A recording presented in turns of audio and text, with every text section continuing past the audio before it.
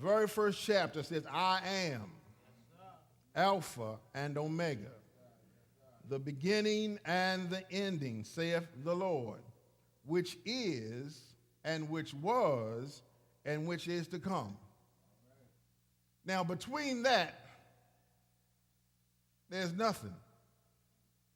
Alpha, first letter of the Greek alphabet, Omega, last. So in between is all encompassing of who he is. He is Alpha and Omega. He is the first and the last. He is the beginning and the end. So he clarifies 100% who he is. But he don't do it just one time.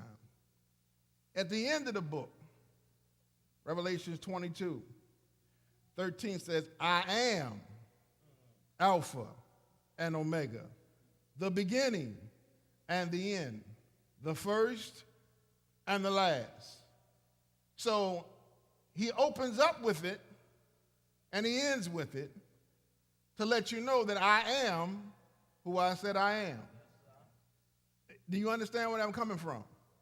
He is your start and your stop. Do you realize that none of us are here without him? I know on your birthday you want to thank your mama and your daddy. But your mama and your daddy are only vessels for why you are here. It is because God has allowed your one little egg to become into existence for a purpose.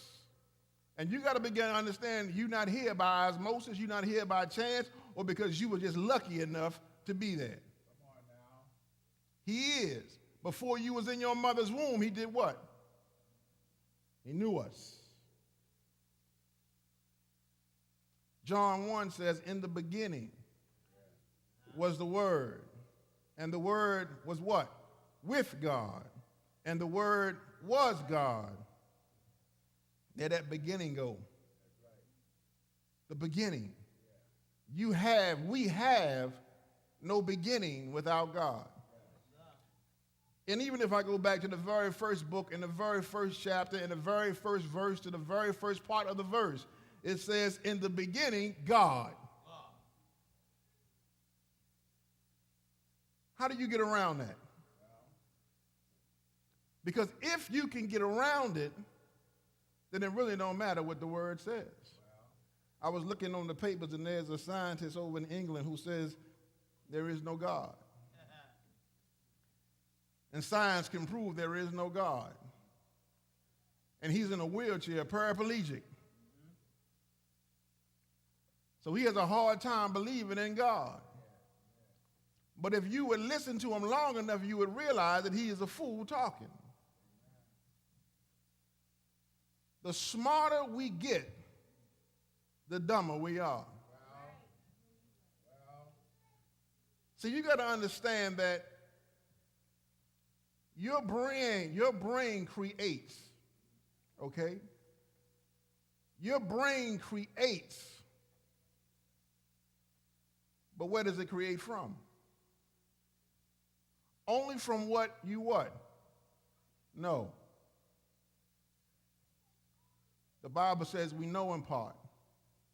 We prophesy in part. Because we don't know it all.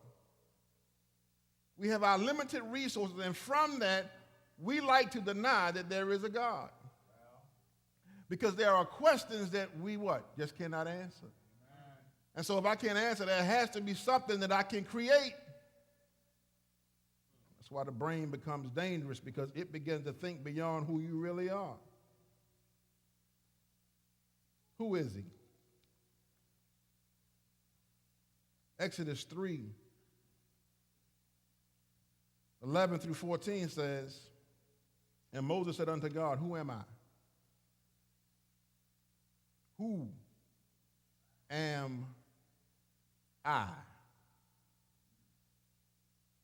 Now he was tasked to go and set the people free. But he couldn't go under his own power. And he couldn't go under his own name. So he said, who am I? See, we think we somebody. The smarter we get, the more we know we believe that we are somebody. And so he asks a question that says, who am I? And I like, because what happens is God flips to who am I?